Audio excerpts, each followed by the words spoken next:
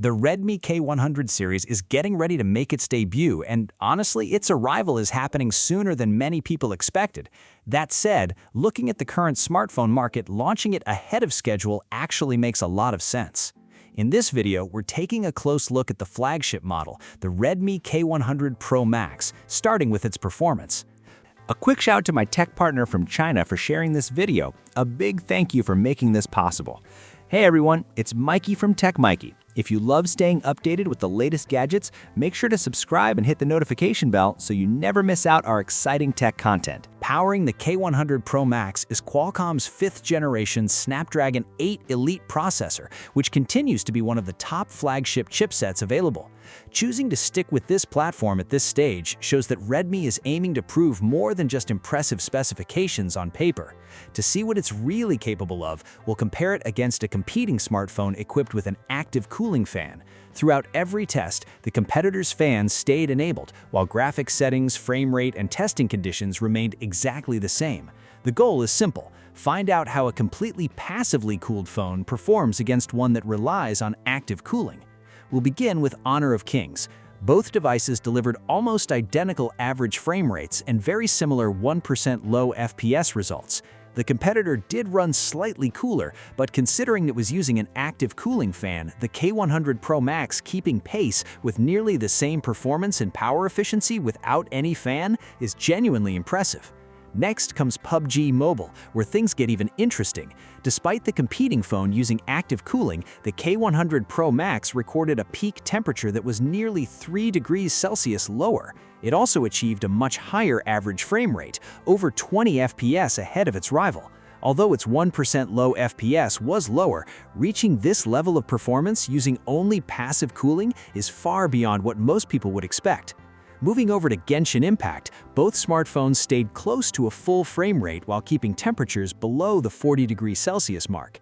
The competing device had a slight advantage in 1% low FPS, while the K100 Pro Max consumed around 0.43 watts less power, although its back panel became a little warmer during the test. When we stepped up to the much more demanding Star Train benchmark, the results showed the strengths of active cooling. With its fan running, the competing phone performed better in average frame rate, 1% low FPS, and temperature management. It clearly demonstrates that dedicated cooling hardware still provides a noticeable advantage during sustained heavy workloads. That naturally raises an important question. With cooling fans becoming increasingly common and advanced cooling systems now widely available, can the Redmi K100 Pro Max really handle long gaming sessions using only passive cooling? To answer that, we pushed it much harder. We ran Genshin Impact together with CrossFire at 185 FPS continuously for an entire hour. Even after that extended session, the phone maintained an impressive average frame rate of 184.6 FPS, while the 1% low FPS came in at 160.9 FPS. Average power consumption was just 4.33 watts, and at the end of the test, the front reached only 41 degrees Celsius and the back measured 39.1 degrees Celsius, suggesting the device still had thermal headroom left. But we didn't stop there. We increased the workload even further by playing 5 popular FPS titles back-to-back: Valorant, Three Kingdoms Online, PUBG Mobile, CrossFire, and Call of Duty Mobile. Each game was played for 20 minutes with the 185 FPS frame interpolation mode enabled throughout the entire session. The performance monitor only displays the original frame rate before interpolation, so doubling those numbers gives the actual output. Across the entire test, the real average frame rate stayed very close to 185 FPS, while the 1% low FPS reached 122.2 FPS. This was achieved along with improved image quality and smoother gameplay, with the highest recorded device temperature reaching only 41.6 degrees Celsius.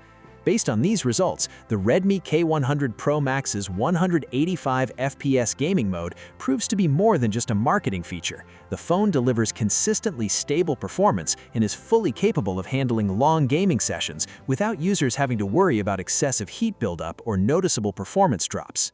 The Redmi K100 Pro Max isn't just built to deliver strong long-term performance, it also comes packed with gaming-focused optimizations that improve the entire experience. From the visuals and touch controls to the audio, every part is designed to make gaming feel more immersive and enjoyable. Starting with the display, the built-in game toolbox offers dedicated image enhancement features. Many popular games automatically run in the P3 wide color gamut, giving you richer and more vibrant colors. During intense moments like explosions or bright flashes, the system intelligently boosts brightness in darker areas, making enemies hiding in the shadows much easier to spot and helping you react faster during combat. The display itself is just as impressive. Alongside its ultra-smooth 185Hz refresh rate, the K100 Pro Max also supports a 100% brightness ratio, which helps maintain consistent brightness during fast-moving scenes instead of producing sudden shifts. Its GTG gray-to-gray response time is only 0.1 milliseconds. In the UFO motion test, when compared with the iPhone 17 Pro Max, the K100 Pro Max showed noticeably less ghosting. Even during everyday tasks like scrolling through social media or news feeds, text and images remain crisp and clear at high speeds. This proves that having a high refresh rate alone isn't enough. A display also needs an extremely fast response time, so every frame appears clean and smooth. Touch performance has also received plenty of attention. The K100 Pro Max supports a 480 Hz finger touch sampling rate, along with an impressive 4800 Hz instant touch sampling rate. During real-world testing in games like Peacekeeper Elite and Fearless in July, which are great for evaluating touch responsiveness, the phone delivered excellent accuracy and instant reaction times. Redmi has also introduced customized touch optimizations for many popular FPS titles. For example, the left side of the screen, which is mainly used for movement, is tuned for precise joystick control, while the right side is optimized for quicker response during aiming and shooting. The phone also includes gyroscope acceleration, making motion controls easier to master after a little practice and lowering the learning curve for FPS gaming. Audio is another area where the K100 Pro Max stands out. It features a Bose-tuned 2.1-channel stereo speaker system, something rarely found on smartphones, along with exclusive Bose game sound effects.